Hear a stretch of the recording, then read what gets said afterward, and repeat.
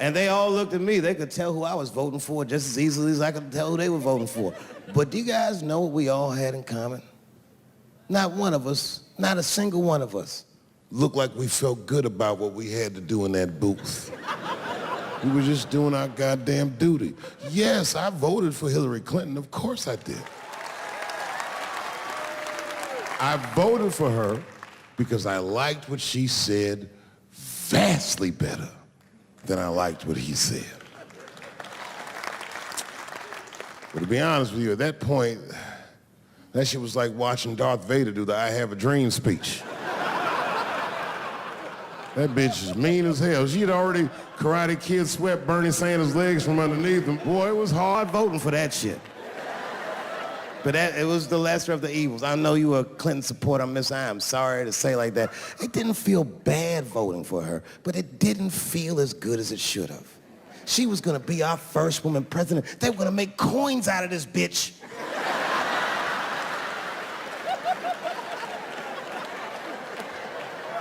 And somehow she just missed the dunk. Of course she should have beat him. Of course she should have beat him. You know what voting for her felt like? It was bittersweet. It felt like I was lucky enough to eat Halle Berry's pussy. And whilst I was doing so, she fucking farted in my face, man.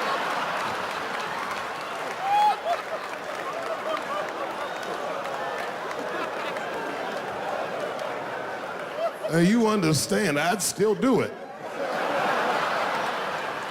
But boy, I wish she didn't fart in this great nation's face. I voted that day, and then that same day I flew to New York City. I had work. That night I was in a comedy club in New York, and I said to an audience almost exactly what I just said to you. And I didn't know that there was a journalist in the room. And this journalist wrote an article. The headline of the article said, Dave Chappelle is an avid Donald Trump supporter. Yeah, I had no idea the paper said that. And you know how I found out? My wife called me from Ohio the next morning in a goddamn panic. David, what the fuck is going on in New York? I said, I'm being good, but what have you heard?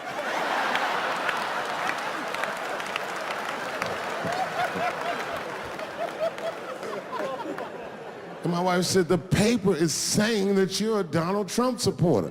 I was like, whew.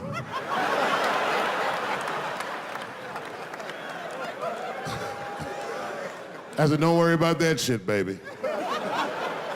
Nobody in their right mind would believe that. And she said, no, David, people believe it. And then she started reading the comments to me.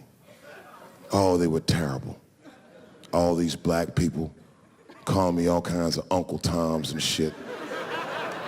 I should tell you, buddy, this is a very serious allegation from one black to another. I was incensed. Uncle Tom? How am I Uncle Tom, nigga? You the one that reads The Observer? Anyway, all this shit goes down, and Saturday night rolls around, and now Trump is the president, and I'm hosting Saturday Night Live.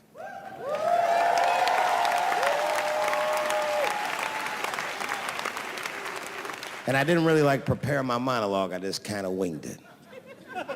And at the end of the monologue, I don't even remember what I said. I said something like, you know, fuck it, like we're historically disenfranchised and we're gonna give him, something about we're gonna give him a chance if he gives us a chance. I don't know what I said, but whatever I said, I really wish I didn't say that shit. It was not worth the trouble. Now I walk into the barber shop and all them black people just be looking at me like, yo, Dave, what's up with your boy? Yo, nigga, yo!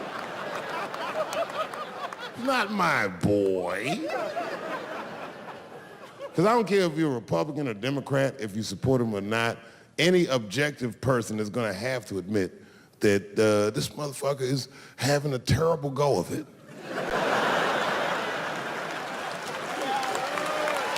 It really is.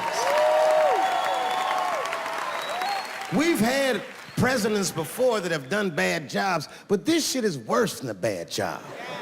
It's scary to watch. Holy shit, it's like seeing a crack pipe in your Uber driver's passenger seat.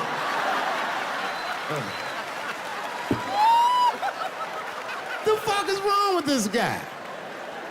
Yo, he is lunching, nigga. I watched Donald Trump in a press conference, and this motherfucker had all the media gathered, and this nigga literally asked the media to their face to stop finding shit out. I was like, yo, this motherfucker is bugging.